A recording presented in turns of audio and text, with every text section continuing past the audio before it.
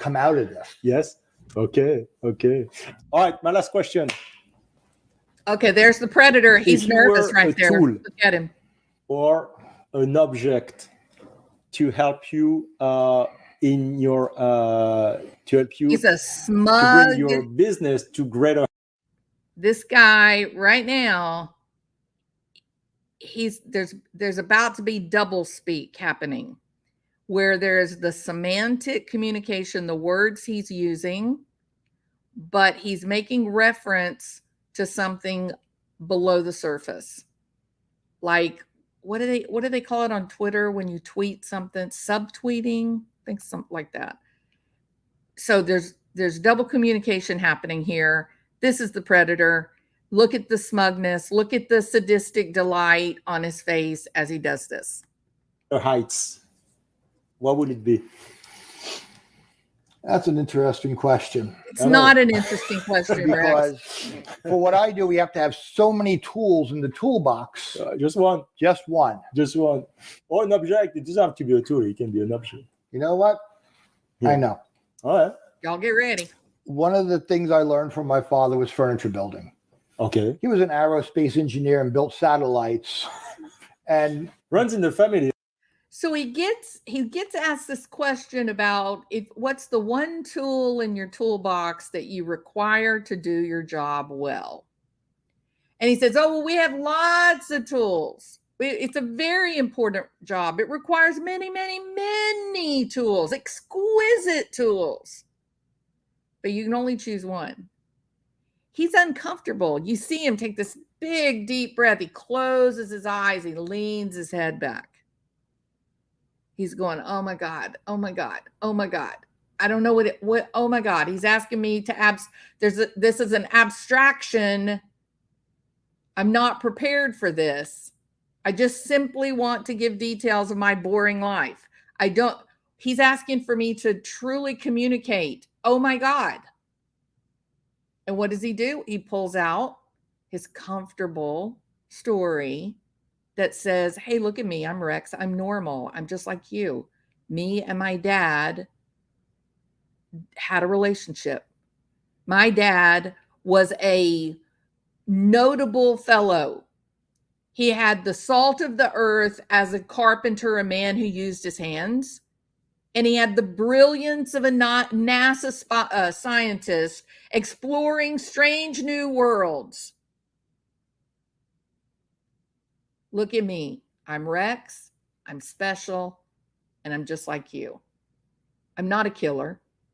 I wouldn't hurt a fly. Trust me. Believe in me. He pulls out this story like a comfort blanket. Now let's see. There's going to be double communication happening here. The semantics of the words he's saying, but below the surface is the real story. And watch his face. The smug, sadistic delight is there. Yeah, building things. And build furniture at home. And I still build it in the same exact workshop. So I have one tool that's pretty much used in almost every job. And it's actually a cabinet maker's hammer. Okay, cabinet maker hammer. Okay. It is persuasive enough when I need to persuade something. Not someone. Something. He has just objectified human beings. This question that this interviewer asked was, what is the one tool that you need to do your job? This is not a man that is out on location building houses every day. Not that kind of architect. He's told you multiple times throughout this interview that his job is about people, incompetent people that have a problem being conscientious in their own worlds or jobs. He has to come in and save the day with his greatness. The most important thing about his job, he has to have, patience and tolerance. People don't pay attention to the details. He's now telling you that all those people that he has disdain for, all the people that he has to go around cleaning up their messes through his brilliance, the one tool that he has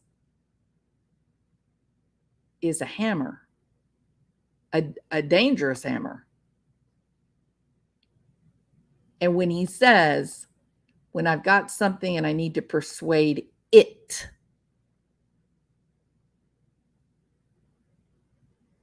this is your predator. And it always Oh, yields. you want to know why he's laughing? He's laughing because he thinks that you don't know what he's talking about. He thinks that you think he's talking about a hammer. Is in almost every job, and it's actually a cabinet maker's hammer. Okay, And cabinets maker hammer. Okay. it is persuasive enough when I need to persuade something. Not someone. Something. And it always yields excellent results. Yeah. And at the end of the project, whatever piece of furniture or what I'm working on, it always Whatever piece of furniture or what he's working on.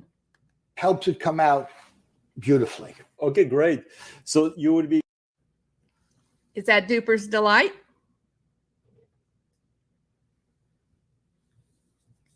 Does that look like a smile filled with mirth? Or is something dark and frightening lurking behind that smile? He's looking at Bonjour Realty like Bonjour is an insect.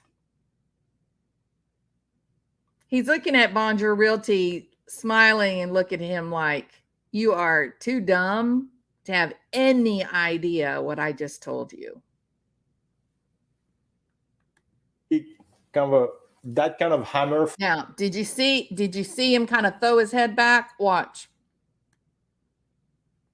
He tells this story about this hammer and this object that he's going to persuade.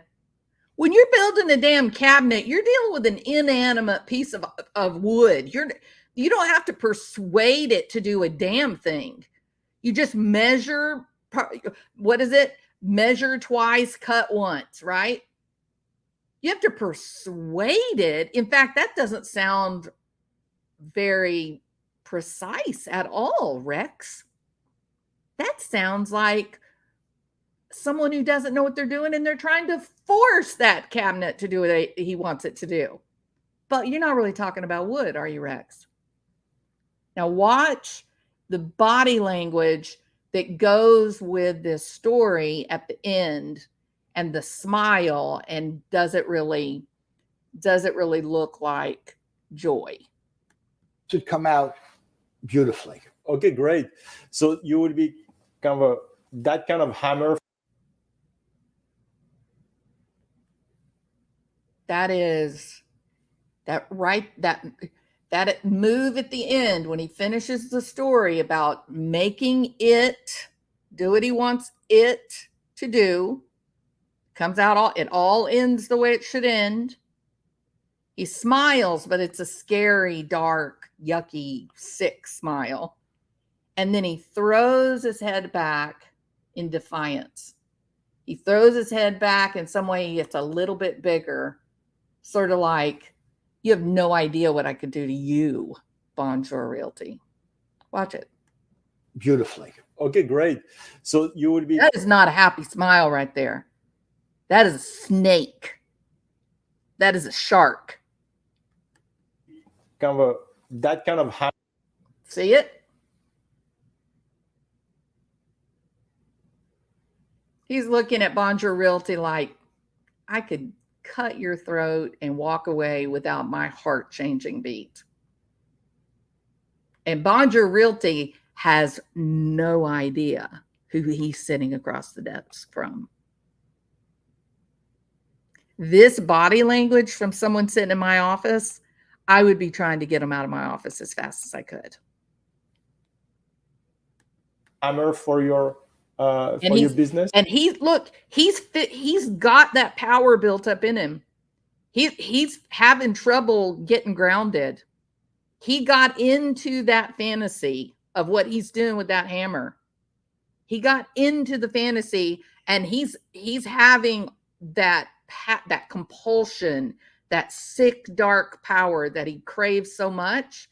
It's trying right now to bubble to the top. He's having a real hard time getting himself grounded again. You can see him fighting with it. That's what you're saying? If Yeah, that doesn't exist, that's what you will be? Sometimes I have to be the heavy framing hammer.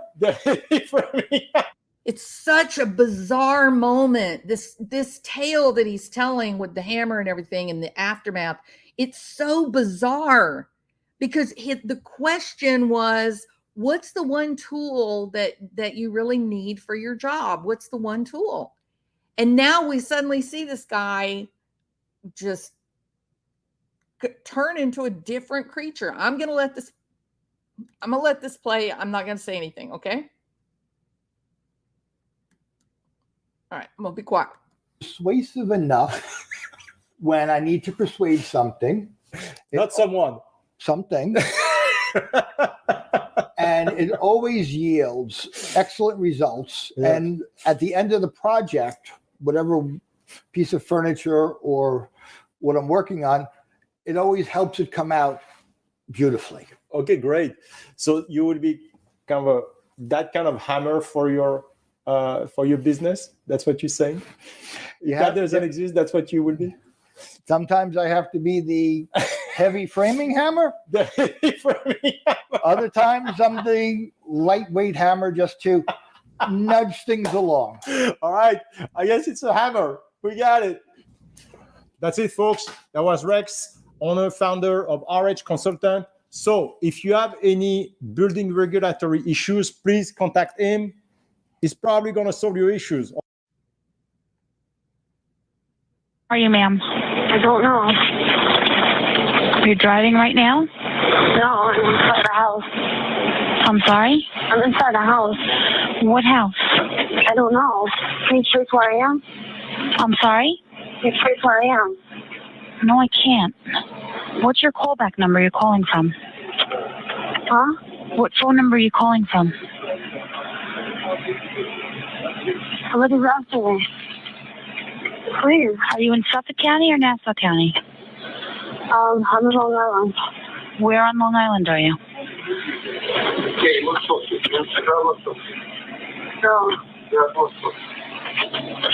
No. No. No, stop. No. Where in Long Island are you? In Suffolk County? Nassau County? Huh?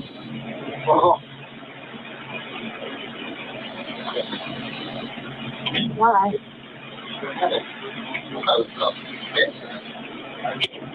Why you call me by my name? Why? County, you on the line? Stop. Please. Stop it, please. Stop it, please. Stop it, please. Stop it, please. Stop it, please. Please stop. Please, can you shut the door? No, time to go. Please. Please. Please. Go that way, please. Come on, let's go. Come on, roll that side. Come on, go outside. Come on, all of us. Come on, roll outside. Come on. No, please. Come on. Please, come on. Please.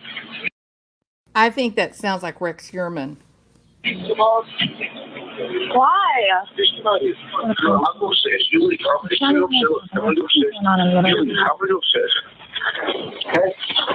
Please. Take care. All these men are in that room and saying, come on, let's go outside. There's like 4 or 5 different voices. Y'all, come on, let's go outside. She keeps saying, no. What's the matter? Are you okay? says, where do you want me to go? Listen. What are you gonna do to me?